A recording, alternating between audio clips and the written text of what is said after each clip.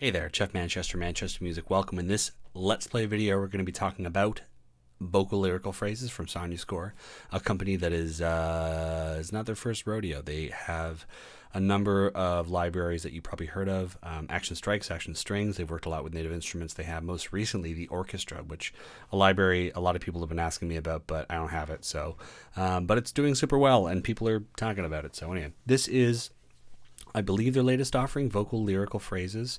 And I think it rivals some of the other sample libraries out there, both for lyrical phrases and all that, both in price and in sound. I guess the immediate competitor that comes to mind would be Heavyosity's Vocalese 1 and 2. But there are some important differences between those two libraries. So I'm just mentioning them because I find that they're kind of similar in DNA a little bit. But in this case, we have Connie Collette. I'm not sure if I'm pronouncing that right. She's German. You've probably heard her voice all over different media, from commercials to video games to movies. Anyway, very recognizable voice, and they make it very accessible to sort of play with her voice in the sample library. So we have, I believe, about 17 different themes here and modes, and about 15 phrases across 3 octaves. And they're divided really easily across this keyboard. The red indicates the key. Boom, there we go. Starting here with the key. And then we have in blue, these are the starting phrases.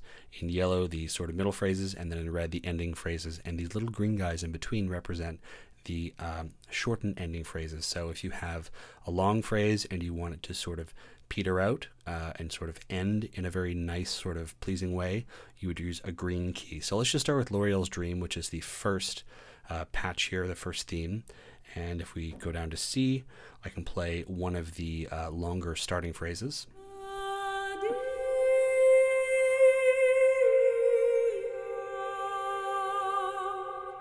And then end with one of the green keys here.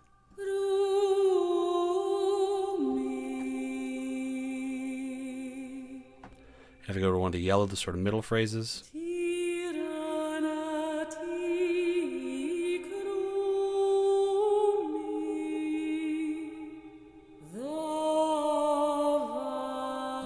So you hear how these phrases are divided in a very sort of easy to understand way. In the blue, we have the rising action, so to speak.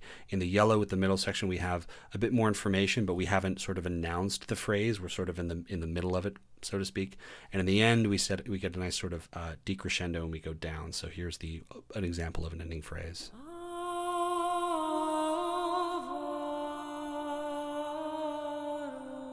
So we go down, but if we want to go down a little quicker, or this variation. Pretty easy to understand, I think. So the next thing I want to show you here is all these themes. As I press these little buttons here, watch what happens down here. We get these red keys populating in color. And this indicates that we are ready to have these as key switches. So if I want to toggle between, they're also loading into the RAM here. If I want to toggle between these first, I don't know how many ever this is, 8 different themes, then we can use our key switches to go between them. Notice that when I do press these keys, we don't get any sort of visual feedback within this list of themes, which would have been kind of nice to know where we are. I guess you just have to sort of do the number memory and go, this C is L'Oreal's Dream, and then the next key up is Lament for Snow, White Magic, etc., etc. So that would have been kind of nice just for a visual feedback for stupid people like me. If I go over here, there's that key there that lights up, and then Whispering Witches is the final one on the E over there. So anyway, let's just go back here and let's look at the effects page super quick. So we have a 4-band EQ, we have delay, which can be, I think, timed to milliseconds there. And then we can play with this guy over here. So you can kind of sync it to whatever score you're doing. There's no tap delay, which would be kind of nice. So you can just like tap whatever the BPM is of your track, and then the delay is sort of in sync with that. But in this case, you're just going to have to do some math with a calculator and find out if you want to sort of sync it up that way. A reverb as well, and the Mystique, which is on, and this is kind of cool. So this is, I think they call this a convolution reverb in the Sonuscore marketing for this library. So without it, have a listen to something that I play here. I think I need to select a patch. Merciful Mother. Let's do that one.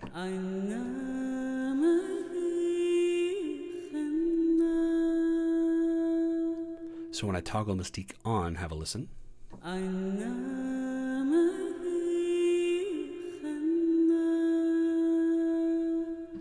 you have a good set of speakers or set of headphones, you can probably hear some almost like reverse reverb happening in the background. It sort of gives it a shimmery, mystical quality. So it's pretty appropriate that it's named that for that button. So it is. I think it's kind of it gives it kind of a Hollywood quality, especially if you're mixing epic music or anything like that. It really sort of it's a one button does the job kind of thing, which is very welcome in this day and age of plugins that just seem to have every single parameter available for you to sort of mix and stuff like that. This is just like one button, which is very, very helpful. The other thing that you should know here is we have the speed control. So if we find that one of our passages needs to, depending on the content that you're mixing to or composing to rather, if the phrase at the beginning of the phrase, let's say, needs to be stretched out a little longer versus the end, which needs to go a little bit quicker, you can just map this to a MIDI controller. I'm just going to use this on my trackpad. It's super easy for me to do this. So let's pick another passage here. So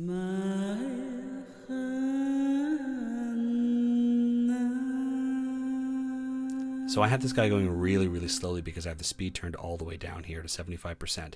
So this is what it sounds like, you know, at its normal speed, the speed at which I believe it was recorded.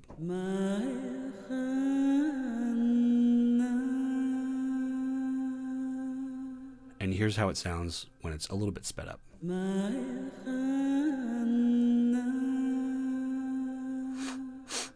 And that playback scrubber is obviously going to change depending on how you have the speed toggle set up. So the idea here is that we can switch things around depending on what we're composing, and we get, I believe, imperceptible artifacts when things are going in and out of speed, slowing down and speeding up. So I'll demonstrate that now.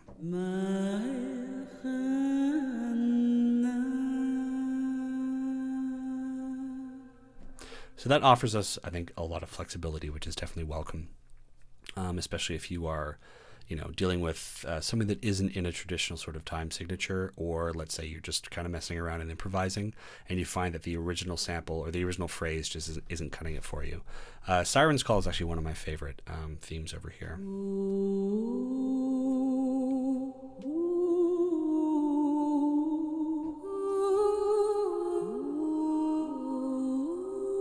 So let's hear Siren's Call in the context. I have it on speed there. By the way, Sonuscore would have been nice if you could double click or option click to get this guy back to 12 o'clock, but you can't. And you can't, can you dial in? No, you can't double click and enter a value, which would have been cool too. You just sort of have to rely on your, whatever it is you're mapping this to get it back to 0. Maybe there is a way in the manual, but I did not read the manual. I'm trying not to read manuals. I'm trying to just jump into these things because no one reads the manuals except for me.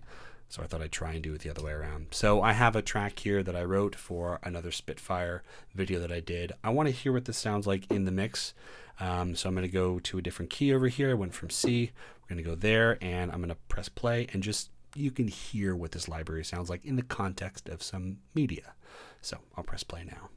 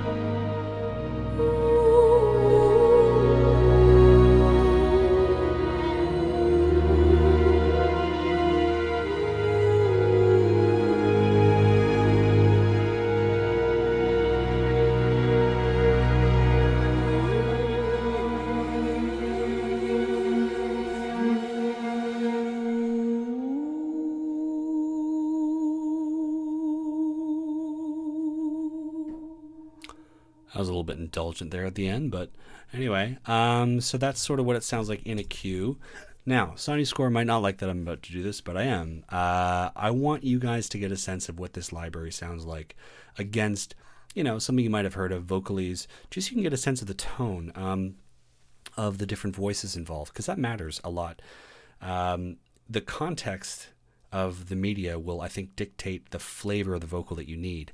In my personal opinion, and this is what I'm trying to do here, is give my opinion in this video, I find that Connie's vocals have a maturity to them, a sort of, they've got a kind of like experience to them, whereas Vocalese's lyrics have a kind of youthful quality to them. Their phrases have a youthful quality. They have a more sort of wild vibe to them a little bit, whereas the phrases and lyrical phrases from Sonuscores are a little bit more confident, if you will, and a bit more sort of like seasoned and Hollywood.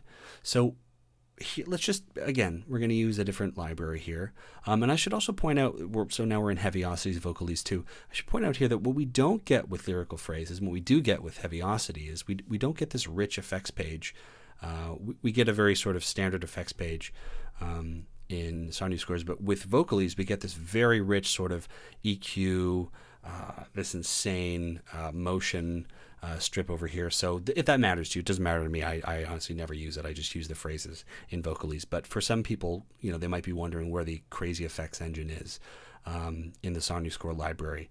So different fish. Anyway, just have a listen to more the character of the vocals here. I'm just going to make sure that I have my levels okay. Cool. Okay, so we'll start this again, and I'm just going to improvise, okay? This time with Vocalese.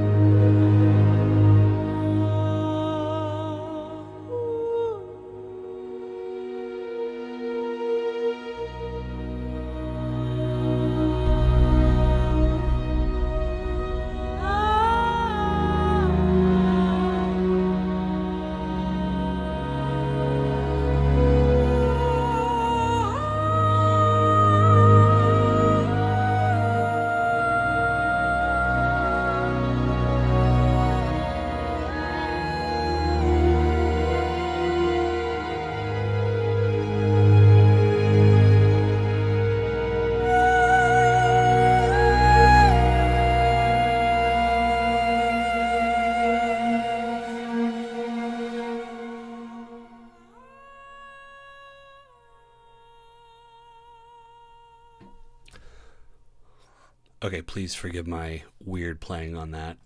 Which brings me to, I think, a point that I might want to close this video out with. I'll give my final thoughts here on lyrical phrases in a moment. If you're writing these cues and you're doing stuff like this with vocals and vocal phrases, really time those phrases to emotionally important and impactful moments in the media itself. It's tempting when you get something like this because you kind of feel like you're a kid in a candy store. You have like all these amazing phrases that are so emotional and everything. Really time them to an important moment in the scene, a grand reveal, or the clouds parting, or like the friggin' drone rising over the lake, and try and don't plaster these all over your tracks.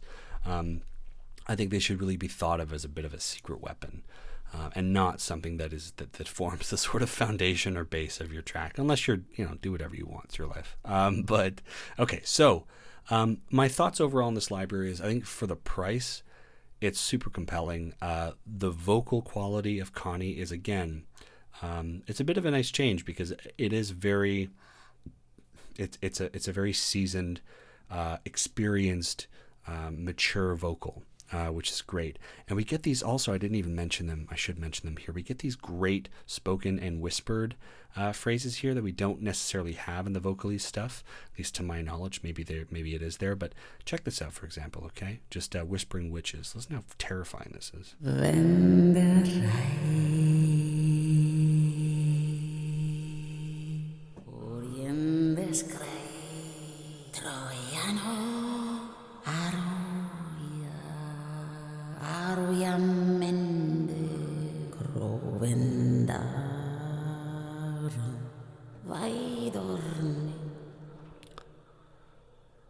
And that's with the mystique on. We get those really cool little reverb tails. Incantation of light is really cool as well. A little less harsh, but still very fun.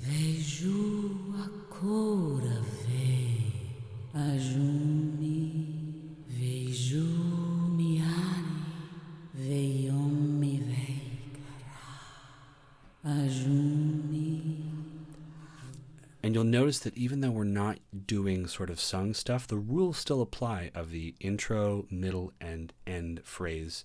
The rules still apply. So if I go down here to C, we get the sort of the start, the commencement of a kind of idea in this language. I have no idea what it is. Sounds like Latin or something.